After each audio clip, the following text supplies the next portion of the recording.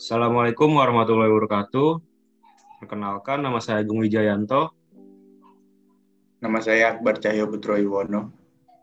Nama saya Muhammad Revado Gitra Farizi. Di sini kami akan menjelaskan tentang metode pembayaran. Yang pertama, latar belakang. Secara umum, perdagangan internasional dapat dibedakan berdasarkan jenis transaksinya, yaitu transaksi ekspor dan transaksi impor. Transaksi ekspor adalah penjualan barang dan jasa yang dihasilkan suatu negara ke negara lain. Sementara transaksi impor adalah arus kebalikan dari ekspor, yaitu barang dan jasa dari luar suatu negara yang masuk ke negara tersebut. Indonesia sebagai salah satu negara penganut sistem tersebut bertujuan untuk memberikan keuntungan besar bagi bangsa Indonesia dalam melakukan transaksi bisnis. Ekspor dan impor merupakan bisnis internasional yang dapat memberikan keuntungan currency dan non-currency bagi perusahaan dan pemerintah. Payment methods ini didesain untuk membantu dan meningkatkan pemahaman dan pengetahuan kemampuan praktis tentang proses perdagangan internasional, metode pembayaran dan strategi mengurangi resikonya dokumen-dokumen yang diperlukan, serta peraturan internasional yang mengaturnya. Tata cara pembayaran dalam transaksi ekspor dan impor dapat dilaksanakan dengan pertama, advance payment, yang kedua, letter of credit, yang ketiga, collection draft, yang keempat, dokumen against payment, yang kelima, dokumen against acceptance, yang keenam, open account, yang ketujuh, consignment. Yang kedua, pembahasan. Dalam transaksi perdagangan internasional, tentu saja tidak akan terlepas dari sistem pembayaran internasional. Sistem pembayaran internasional diperlukan karena negara-negara yang melakukan perdagangan internasional pasti memiliki mata uang berbeda. Pengertian pembayaran internasional adalah kegiatan-kegiatan dalam hubungan internasional yang menimbulkan hak dan kewajiban. Sistem atau metode pembayaran internasional merupakan suatu cara atau metode yang digunakan dalam menyelesaikan pembayaran akibat terjadinya transaksi ekonomi atau perdagangan internasional antar negara. Lalu, di sini saya akan menjelaskan metode pembayaran yang telah disebutkan oleh Akbar. Yang pertama ada advance payment, yang merupakan suatu sistem pembayaran dengan mana pihak eksportir atau penjual akan mengirim barang setelah dia menerima seluruh pembayaran harga barang tersebut. Sistem ini sangat menguntungkan eksportir, tetapi sangat tidak menguntungkan pihak importir atau pembeli.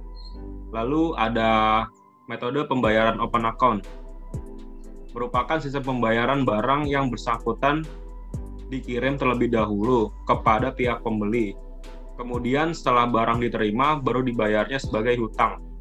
Hal tersebut sangat tidak aman bagi penjual atau eksportir karena tidak ada kemungkinan pembayaran tidak sesuai dengan perjanjian.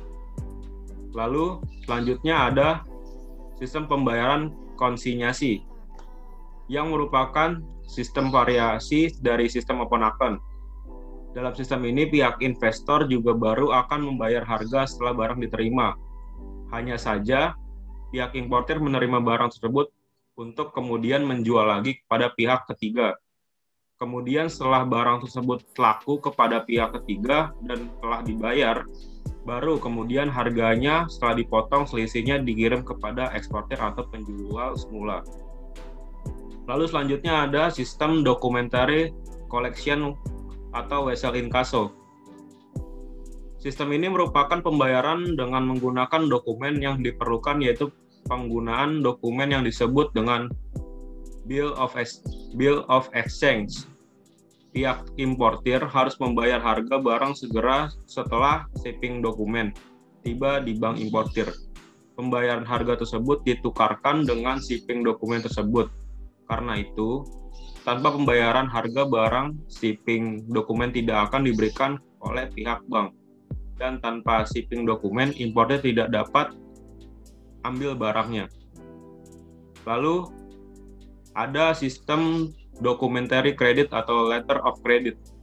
Untuk menjembatani kepentingan pihak eksportir, harga barang dikirim setelah harga dibayar.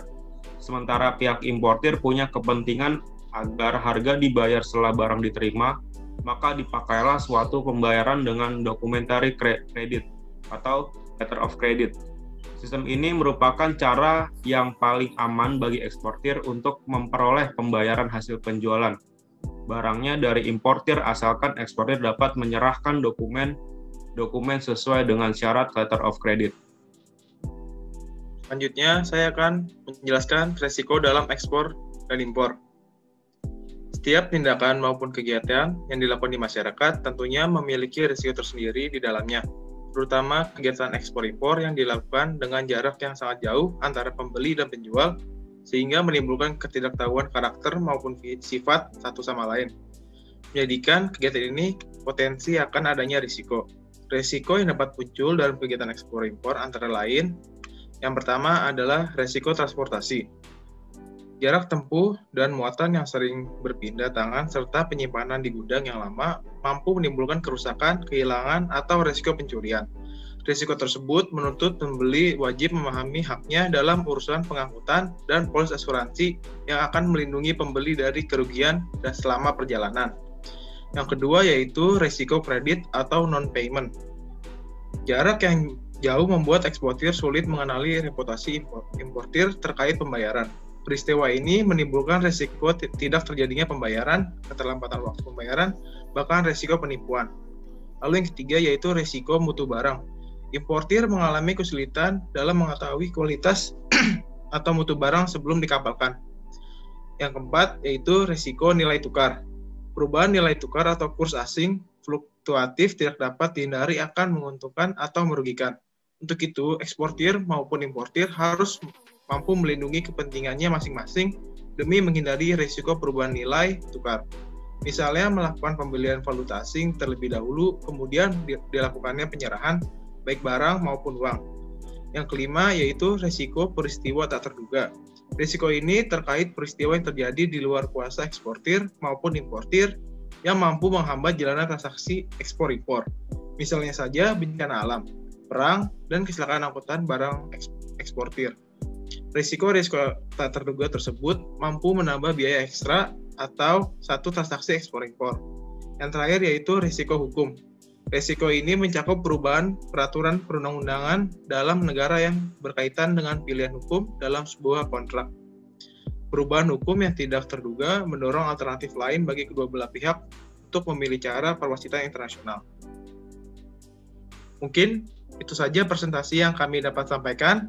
Kurang lebihnya mohon maaf. Wassalamualaikum warahmatullahi wabarakatuh.